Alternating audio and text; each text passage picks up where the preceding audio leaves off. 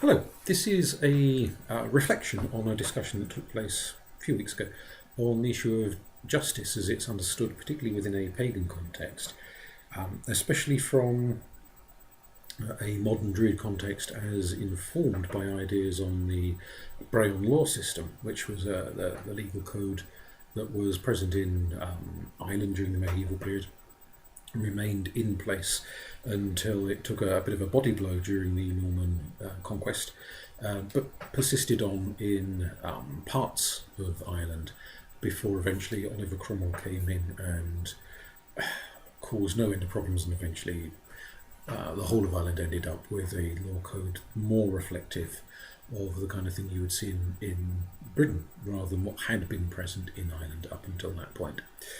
So the Brown Law Code, the early books we have go back to around about the 7th century with the Sanctius More, which is one of the big early medieval legal texts in Ireland. Aspects of it, linguists have said, predate the writing of the book, so it wasn't, although that is the earliest version committed to writing, the implication is that this is picking up on a law code that had been in existence for some time prior to it ever being committed to writing. Exactly how long is anyone's guess, but one of the stories in the Sanctius More talks about St. Patrick coming into Ireland, and there was already a legal code in place at the time, and a practice of the kings and the wise, the great, the good, the judges, the druids of the day, gathering together to talk and discuss the laws on a regular basis, to review them. And St. Patrick came into this conclave and took what he saw were the best laws, the laws that were compatible with Christian ethos, kept them, and added into it new laws that were not present earlier on, representing Christian ideals, and dropped bits that were incompatible with Christianity. Now, what the accounts don't go into is the detail, so we don't know which bits were dropped, what was gone, what was cast to the four winds. We don't know particularly what was added, although there are certain elements of law which are dated to specific people later on, like Adamnan's law, which is pinpointed to St. Adamnan, who came in later.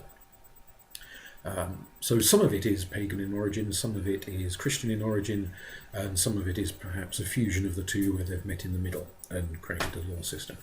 But we just don't know which bit is which. It's the unpicking of it that is a challenge. It's difficult. However, it's as close as we get. So it informs ideas. It doesn't mean that pagans, of course, cannot come up with brand new ideas about law, but from a historical point of view, at least, it gives a bedrock of discussion, somewhere to start from and discuss. Now, the system we have in modern day Britain, and indeed most parts of the world, is a retributive system. That is to say, it's a law code based on the idea of punishing the wrongdoer, punishing the criminal, usually in a very public manner, so that other people will see that wrongdoer held up, held accountable, and be deterred from committing crime themselves, but also that the individual criminal is themselves deterred from ever committing that kind of a crime again. So whether that is because of a fine or a community service, or a prison sentence, or in some parts of the world it may be flogging, it may be chopping off hands, it may be in various parts of history they've branded people, and of course execution still goes on in various parts of the world, which is a pretty guaranteed deterrent to the individual never to do that crime again. But there's an element in which the punishment must deter, but it is even if it doesn't deter, they have to be punished. That is the bedrock of a retributive system. It has to, that which is wrong has to be seen to be punished. So the focus is on the wrongdoer. In Ireland, the Braille laws, and the suggestion is that what we know of Welsh law, the laws of Hilda, are very similar in many respects, so probably something quite similar to the Irish system existed in Britain if we go back to the 2,000 odd years ago. There would probably been something of a similar ilk here. The focus is mainly upon the victim. It is a restorative system rather than a retributive system. So with a restorative system, the underlying philosophy is that the criminal has taken something away from the victim of their crime. That could be property that's stolen from them. It could be their health. They've injured them in some way. It could be their good name. They've besmirched them somehow. It could, of course, be their life if it's a murder case. The focus of restorative justice is on trying to get the criminal to give back that which they have taken from the victim. In some cases, that's a fairly straightforward sort of an idea, straightforward concept. So with the laws of Gat and Brat, which deal with different types of stealing, different types of theft, the robber, the person who has stolen, has to give back. If they still possess the thing that they stole, they have to give it back. Or if they no longer possess it, they have to give the value of the thing back to the victim. But they also then have to give compensation. Anything usually from 3 times the value to 5 times the value, depending on the exact nature of what was stolen. So the victim of the crime gets their goods back, and they get some extra money for compensation for the stress and the hassle and the problems that they've been through. Because of course, when you're robbed, you will have other problems as well, quite possibly. So maybe you can't afford to pay the rent that week, and that leads to housing issues, or you might owe somebody else money and you can't afford to pay them back because you've been stolen. So that could create problems. So it's very rarely the case that someone who has been stolen from just needs exactly the value of the thing stolen back, because they will have had other consequences. Put it into a modern context: if somebody steals your car, then maybe you've had to go to work on a bus, on a train, so you've had the expense of that. There are other knock-on problems, knock-on costs to you as the victim beyond the initial value of the thing that was stolen from you. And so the Braille law system reflects that, in that it gives this additional value on top of the base rate of returning the individual item stolen. When it comes to injuries and harm caused to the individual during an assault or something of that sort, then again there's one of the legal texts that deals with medical issues and injuries looks at this whole idea that if you've had a broken arm, that's worth this amount. If you've had a broken leg, that's worth that amount. If you've had an eye gouged out, that's worth a certain amount. If you've had your teeth smashed in, that's worth another amount. So they will assess the injuries done to the individual, taking into account whether those injuries are temporary ones that they'll recover from, or whether they are permanent injuries that they'll never recover from. And they work out a compensatory amount. How much is that victim due for their injuries? There's corollary legal aspects like the oris, where the person who has injured them has to cover their medical bills, their whatever expenditure the doctors, the nurses, they did have nurses at the time, have gone to treat the injuries of the person who's unwell, who's injured. And also, of course, if that person has been off work for a while, they may not have been earning money. So again, their loss of income is also factored into the amount of compensation that has to be paid, so which can be quite expensive. And ironically, sometimes it might even have been cheaper to actually kill the person off than pay for sizable ongoing chronic health conditions caused during an attack. Murder cannot be paid back to the individual. Their life has been taken, it cannot be restored to them. The family have also suffered an injury, the loss of a loved one, husband, wife, brother, sister, whoever it may be. Obviously that person is dead, they cannot be put back. But the killer, the murderer, can be made to pay compensation to the victims so that they get something back. If you were financially reliant upon the individual who's been murdered, then some kind of financial compensation whilst you establish yourself again is required. And of course you've had to pay for a funeral, that's got to be covered. All of those sorts of issues are factored into paying compensation. It combines issues of the earning power of the victim, the earning power of the killer, whether it was an attack, deliberate, cold, malicious and plotted, whether it was a heat of the moment attack. All sorts of other issues are factored into working out a compensatory amount. There are options made available to the family where they don't have to accept the compensation offered. They can refuse, they can insist that this person be punished in some other rather more drastic way. but the payment of compensation is the chief sort of focus there. And again, it's about this making balance to try to give back that which has been taken to some extent at least.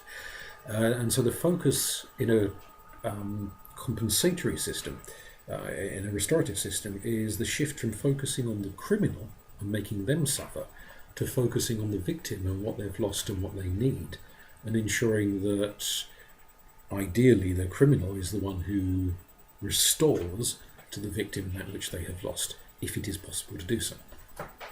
These sorts of underlying conceptions are worth reflecting on, and whether you as an individual listening to this, whether you favour the restorative system or whether you favour the retributive system, or perhaps a different system again. So there is also, for example, distributive justice, which tends to be less about crime per se and more about division of resources and the notion that everyone should have their fair share. And often implicit in it is not only that those who are hard done by get a bit more of a share, but also those who are hogging too big a share of resources have some of it taken away from them and redistributed. So it is a fairly socialist sort of a system. It might be possible to have a distributive system that is not socialist, perhaps. I'm not sure if that would work or not, but possibly at that. But it tends more towards the socialist. Taxation, you could argue, is a distributive system, taking more from those who have a lot and via benefits and healthcare and one thing and another, redistributing it to those who have significantly less, kind of balancing things out. Implicit within social systems of distributive justice is a concept of what is a fair amount for the person to have in the first place. And that will vary enormously from society to society, from one period of history to another period of history. What is a necessary amount? And of course, an amount of what? An amount of money, an amount of food, an amount of shoes, an amount of clothes. What is a satisfactory roof over your head? Is it a bed in a hostel, a whole house, a flat? What would be considered appropriate and enough in a given circumstance depends on what it is you're talking about distributing and sharing out. Notions of crime within a distributive system tend to be based on the idea of some people perhaps taking rather more than their fair share, hogging a lion's share of something, and hoarding it and refusing to share. So, putting the socialism aside for a moment, a lot of the older cultures, you think of, for example, Northern European cultures, often lampoon people for being greedy and miserly, for hogging what they've got. And a lot of the sort of Germanic Scandinavian folklore has the idea that very, very greedy people, kings and monarchs and what have you, turn into dragons and sit upon their hoard of gold, because their social failure, their injustice, is hogging what they've got rather than sharing it out amongst their loyal followers. Some systems also lampoon those who give far too much away. There is a short scene in one of the Irish stories about the god Manannán Mac Lir, where he is in disguise and he's leading a king through various strange, weird scenarios. And one of the strange, weird scenarios is a scene in which a prince is criticised for giving away far too much and becoming a doormat, not having a sense of when he is being exploited, when he's being taken advantage of.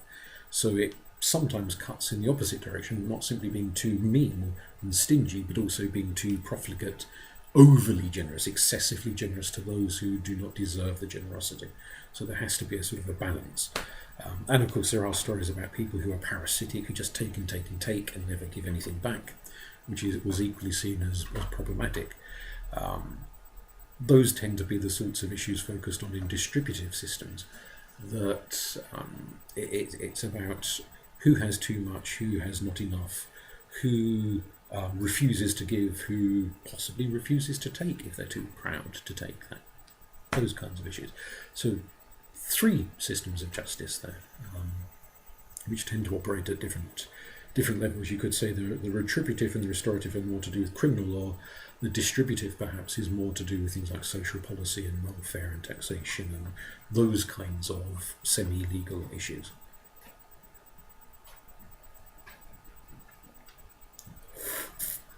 whilst we're on the subject of law, as a brief aside, there is always the idea of where law comes from. How do we understand the sources of law? Different cultures, different periods of history have had different arguments within Judaism and the Bible, Christianity and Islam. Obviously, you've got the notion of the Ten Commandments and divinely provided law, that a divine figure, in the case of the Bible, literally carves the law into stone. In other traditions, it may not be in stone, but the law is given from a divine source. It's a deontological revelation. A god, a deity says, this is morally correct, this is morally wrong, these are the laws you should have. Base your law system on that which I have told you is right and that which I have told you is wrong. Create your laws accordingly. So, thou shalt not steal, thou shalt not kill, thou shalt not cover thy neighbour's ass, and all the rest of it become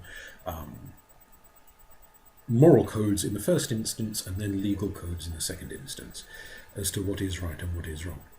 And you can look at a number of different religions from around the world who have, again, the notion that some divine presence has placed onto humanity a system of law. Within the Vedic systems, it may not be a divine personage per se, but karma, the idea that there is a force within the cosmos that balance out that which is right, that which is wrong. All bad actions and all good actions, for that matter, have a consequence, and that consequence must be lived with. So there is often that sense of a system of justice at play with a strong mystical dimension to it. Did the Druids have that? Who the hell knows? In terms of the original Druids, they may have had some deity, maybe the Dugden, maybe somebody else entirely, who was handing out law.